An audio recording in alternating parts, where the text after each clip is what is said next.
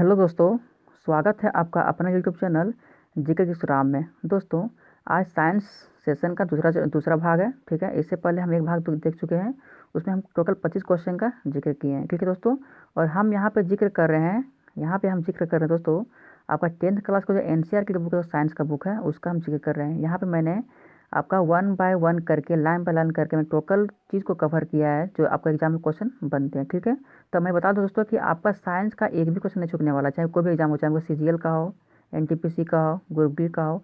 चाहे साइंस में अगर कहीं भी क्वेश्चन पूछने वाला तो आपका इसके बाहर नहीं जाने वाला, क्योंकि मैंने टोटल यहाँ पे कवर किया है साइंस का एनसीईआरटी का बुक का। ठीक है दोस्तों, एनसीईआरटी का बुक।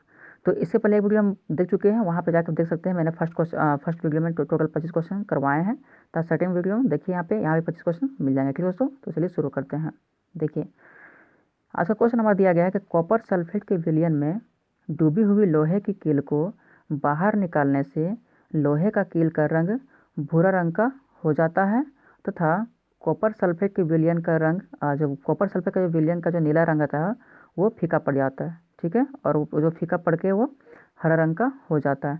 दोस्तों, यहाँ पर देखिए 3 क्वेश्चन बन जा रहे हैं आपके। मैंने बताया था ना आपको एक लाइन में कम से कम 2-3 क्वेश्चन देखने को मिलने वाले हैं। ठीक है, तो पहला क्वेश्चन क्या बनता है कि कॉपर सल्फेट के विलयन में डूबी हुई लोहे की कील को बाहर निकालने से लोहे का कील का रंग कैसा हो जाता है? तो भूरा रंग का हो जाता है। ठीक है, दूसरी बात यह है कि कॉपर सल्फेट का जो विलयन का रंग होता है वो किस प्रकार का होता है? तो वो नीला रंग का होता है, जबकि वो फीका पड़ के हरा रंग का हो जाता है। कब? जब उसमें लोहे का कील डाला जाता है। ठीक है, चलिए देखते हैं नेक्स्ट यहाँ पे क्या है। रासायनिक अभिक्रिया में लोहे यानी कि आयरन के द्वारा दूसरे तत्व कॉपर को कॉपर सल्फेट के विलयन से विस्थापित कर दिया जाता है और इस अभिक्रिया को विस्थापन अभिक्रिया कहते हैं। ठीक है, आपका क्वेश्चन आपको इस प्रकार से पूछा जा सकता है वहाँ पे कि रासायनिक अभिक्रिया में लोहे के द्वारा दूसरे तत्व को कॉपर सल्फेट के विलयन से विस्थापित करने पर जो प्राप्त होता है उसको क्या कहते हैं? तो उसको आपको ऑप्शन में दिया रहेगा विस्थापन अभिक्रिया, और बहुत सारे अभिक्रिया रहेंगे, भौतिक अभिक्रिया, रासायनिक अभिक्रिया, तो वहाँ पे आप टिक लगा सकते हैं। ठीक है, तो वहाँ पे हो जाएगा विस्थापन अभिक्रिया। देखिए नेक्स्ट हमारा दिया गया है, जिंक तथा लेड कॉपर की तुलना में अधिक क्रियाशील तत्व है। ठीक है, जिंक तथा लेड जो है कॉपर की तुलना में,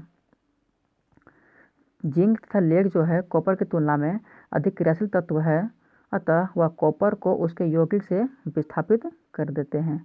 नेक्स्ट हमारा है, सोडियम सल्फेट तथा बेरियम क्लोराइड को आपस में मिलाने पर बेरियम सल्फेट तथा सोडियम क्लोराइड का निर्माण होता है, जिससे सफ़ेद रंग का पदार्थ निर्माण होता है जो जल में नहीं घुलता है। ठीक है, देखिए यहाँ पे वो क्वेश्चन किस प्रकार से बनेगा कि सोडियम सल्फेट तथा बेरियम क्लोराइड को आपस में मिलाने पर बेरियम सल्फेट तथा सोडियम क्लोराइड का निर्माण होता है, तो उसमें किस प्रकार के पदार्थ का निर्माण होता है? ठीक है, यानी काला पदार्थ होता है या फिर आपका सफ़ेद होगा, लाल होगा, हरा, कुछ प्रकार का ऑप्शन दिए रहेंगे, तो यहाँ पे टिक लगाना आपका सफ़ेद प्रकार का। ठीक है, जो जल में नहीं घुलता है। दोस्तों, यहाँ पे घुलता होगा, गलती से खुलता हो गया। ठीक है, तो जल में नहीं घुलता है। नेक्स्ट हमारा देखते हैं, वे अभिक्रियाएं जिनमें अभिकारकों के बीच आयनों का आदान प्रदान होता है उसे द्विविस्थापन अभिक्रिया कहते हैं। ठीक है, तो वे अभिक्रियाएं जिनमें अभिकारकों के बीच आयनों का आदान प्रदान होता है उसे द्विविस्थापन अभिक्रिया कहते हैं। नेक्स्ट हमारा है, कॉपर ऑक्साइड कॉपर में ऑक्सीजन के योग के कारण कॉपर चूर्ण की सतह पर कॉपर ऑक्साइड की काली परत बन जाती है। ठीक है, यहाँ भी क्वेश्चन बनता है। क्वेश्चन क्या बनता है कि कॉपर ऑक्साइड कॉपर में ऑक्सीजन के योग के कारण कॉपर चूर्ण की सतह पर कॉपर ऑक्साइड की किस प्रकार की परत बन जाती है? तो वो है काली परत बन जाती है। ठीक है, नेक्स्ट हमारा दिया गया है, यदि हम इस गर्म पदार्थ यानी कि कॉपर ऑक्साइड के ऊपर हाइड्रोजन गैस प्रवाहित करें तो सतह की काली परत भूरे रंग की हो जाती है। ठीक है, यहाँ भी क्वेश्चन बनता है कि यदि हम कॉपर ऑक्साइड के ऊपर हाइड्रोजन गैस को प्रवाहित करते हैं तो जो सतह काली परत जो है वो किस रंग की हो जाती है? तो वो हो जाती है आपका भूरे रंग की हो जाती है। ठीक है, चलिए देखते हैं नेक्स्ट यहाँ पे। नेक्स्ट हमारा है कि अभिक्रिया के समय जब किसी पदार्थ में ऑक्सीजन की वृद्धि होती है तो कहते हैं कि उसका उपचयन हुआ है। ठीक है दोस्तों, देखिए उपचयन और अपचयन से भी क्वेश्चन बनते हैं। तो अभिक्रिया के समय जब किसी पदार्थ में ऑक्सीजन की वृद्धि होती है, ठीक है, जब अभिक्रिया के समय किसी पदार्थ में ऑक्सीजन की वृद्धि होती है तो हम कहते हैं कि उसका उपचयन हुआ है। तथा जब अभिक्रिया में किसी पदार्थ की जब अभिक्रिया में किसी पदार्थ में ऑक्सीजन का ह्रास होता है, ठीक है, ऑक्सीजन का अगर ह्रास होता है तो हम कहते हैं कि उसका अपचयन हुआ है। यानी कि आपका ये हो गया ऑक्सीजन का ऑक्सीडेशन हो गया और आपका जो अपचयन होगा उसका रिडक्शन हो गया। ठीक है दोस्तों, तो वहाँ पे क्या एग्जाम में हो सकते हैं कि उपचयन की जगह पे आपका ऑक्सीडेशन हो सकता है और अपचयन की जगह पे आपका रिडक्शन हो सकता है। ठीक है, तो याद रखिएगा कि जहाँ ऑक्सीजन की वृद्धि होगी वहाँ पे उपचयन होगा और जहाँ उसका ह्रास जहाँ उसका ह्रास होगा वहाँ पे अपचयन होगा। ठीक है, इसमें ट्रिक लगा सकते हैं कि ऊ से हो जाएगा उपचयन और ऊ से हो जाएगा ऊपर की ओर, यानी कि वृद्धि कर रहा है। ठीक है, ऊपर की ओर जा रहा है तो वो उपचयन हो जाएगा। और अप से हो जाएगा, देखिए आपको अप इसमें वो अप याद नहीं रखना है कि अप मीन्स ऊपर हो जाएगा, बस ये रखना है कि आपका ऊ से ऊपर हो जाएगा। ठीक है, तो इसमें वृद्धि हो जाएगा और बाकी अपचयन मतलब ह्रास हो जाएगा। ठीक है, चलिए देखते हैं यहाँ पे नेक्स्ट है, यदि किसी रासायनिक अभिक्रिया में ऑक्सीजन की वृद्धि या हाइड्रोजन का ह्रास होता है। ठीक है दोस्तों, देखिए वही चीज़ है लेकिन इसमें थोड़ा बढ़ा कर दिया गया है। यदि किसी रासायनिक अभिक्रिया में ऑक्सीजन की वृद्धि या हाइड्रोजन का ह्रास होता है तो पदार्थ का उपचयन होता है। और जब रासायनिक अभिक्रिया में ऑक्सीजन का ह्रास या हाइड्रोजन की वृद्धि होती है तो पदार्थ का अपचयन होता है। ठीक है, देखिए नेक्स्ट क्या दिया गया है। नेक्स्ट हमारा लोहे की बनी नई वस्तुएं चमकीली होती है लेकिन कुछ समय बाद उन पर लालिमा युक्त भूरे रंग की परत चढ़ जाती है।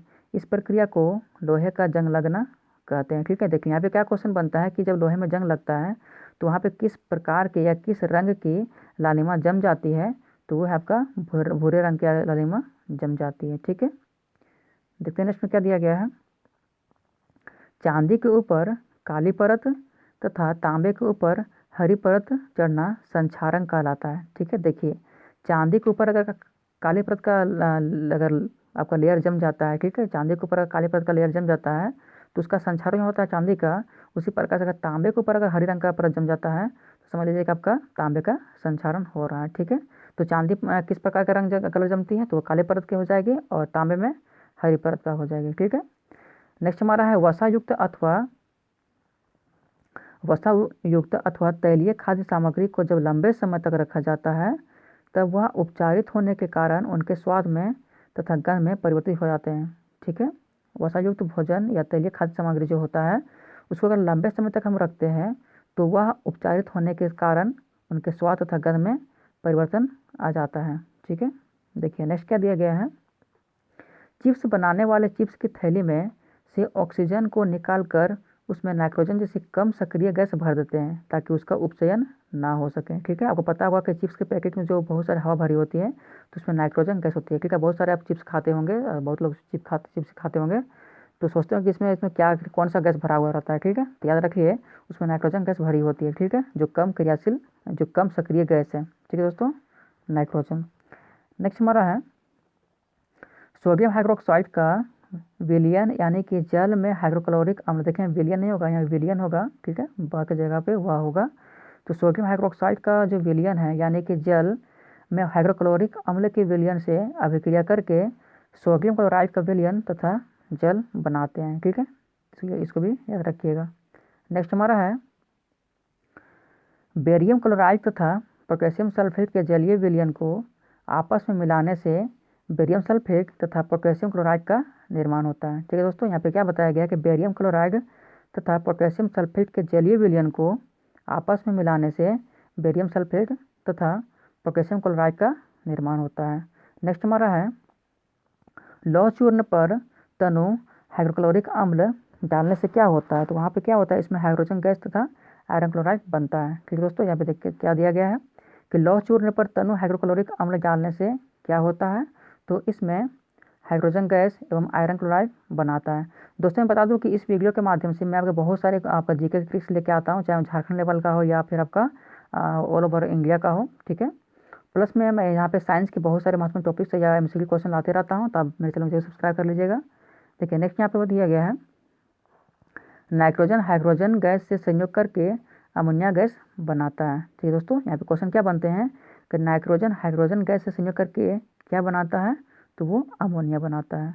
नेक्स्ट हमारा है हाइड्रोजन सल्फाइड गैस का वायु में दहन होने पर जल एवं सल्फर डाइऑक्साइड बनता है। ठीक है, तो हाइड्रोजन सल्फाइड गैस का वायु में दहन होने पर जल एवं सल्फर डाइऑक्साइड बनता है। नेक्स्ट हमारा दिया गया है एल्यूमिनियम सल्फेट के साथ अभिक्रिया कर बेरियम क्लोराइड एल्यूमिनियम क्लोराइड एवं बेरियम सल्फेट का अवक्षेप देता है। ठीक है दोस्तों, यहाँ पे क्या बताया गया है कि एल्यूमिनियम सल्फेट के साथ अभिक्रिया कर बेरियम क्लोराइड एल्यूमिनियम क्लोराइड एवं बेरियम सल्फेट का अवक्षेप देता है। नेक्स्ट हमारा है पोटेशियम धातु जल के साथ अभिक्रिया करके पोटेशियम हाइड्रोक्साइड एवं हाइड्रोजन गैस देती है। ठीक है दोस्तों, देखिए पे क्या बताया गया है कि पोटेशियम धातु जो है जल के साथ अभिक्रिया करके पोटेशियम हाइड्रोक्साइड एवं हाइड्रोजन गैस देती है। नेक्स्ट वन देखते हैं यहाँ पे, देखिए संक्षारण। ठीक है, संक्षारण क्या देख लीजिए, जब किसी धातु को वायुमंडल में खुला छोड़ दिया जाता है तो वह वायु नमी में प्रदूषक आदि से क्रिया करके संक्षारित हो जाती है। इसी को संक्षारण कहते हैं। यानी कि देखिए दोस्तों, यहाँ पे क्या होता है कि अगर हम किसी धातु को बाहर रखते हैं, ठीक है, तो वहाँ पे ऑक्सीजन के साथ अभिक्रिया करके वो अपना रंग में परिवर्तन कर देती है। ठीक है, तो उसी को संक्षारण कहते हैं। उदाहरण के लिए लोहे में जंग लगना संक्षारण का एक उदाहरण है। ठीक है, अगर लोहे में जंग लगती है तो उसको हम बोल सकते हैं कि लोहे में संक्षारण हुआ है।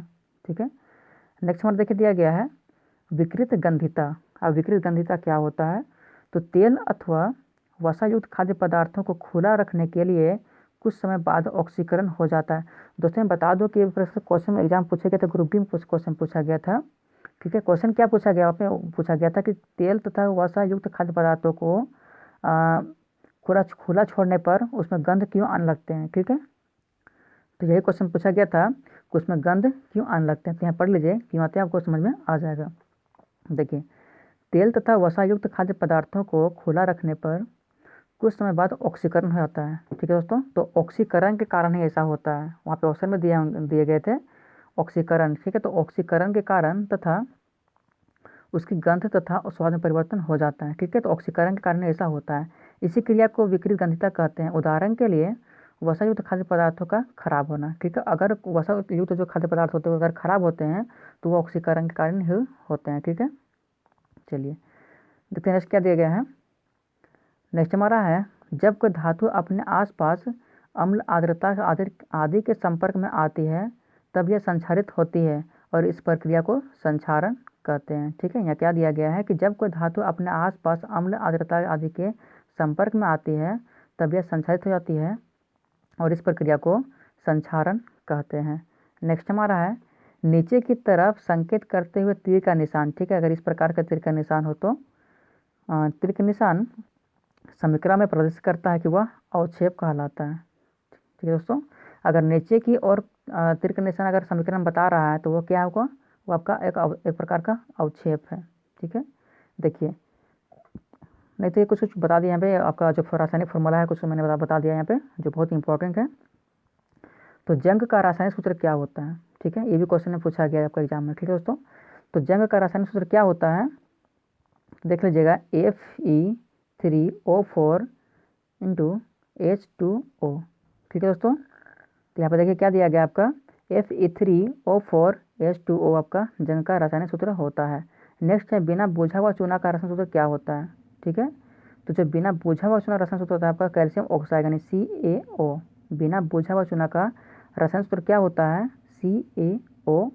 देखिए बुझा हुआ चूना का रासायनिक सूत्र क्या होता है, तो कैल्शियम हाइड्रोक्साइड आपका CaOH2 होता है। ठीक है, Ca ब्रैकेट में आपका OH है प्लस में आपका बाहर में 2 है। ठीक है, तो ये आपका बुझा हुआ चूना का हो जाएगा, ये आपका बिना बुझा हुआ। यहाँ पे कन्फ्यूज मत होइएगा कि बिना बुझा हुआ चूना जो होता है कैल्शियम ऑक्साइड है और बुझा हुआ चूना जो होता है आपका कैल्शियम हाइड्रोक्साइड है। नेक्स्ट हमारा है वसायुक्त पदार्थों का सड़ना कहलाता है, तो वो कहलाता है विकृत गंधिता। ठीक है, वसायुक्त पदार्थों का सड़ना कहलाता है विकृत गंधिता।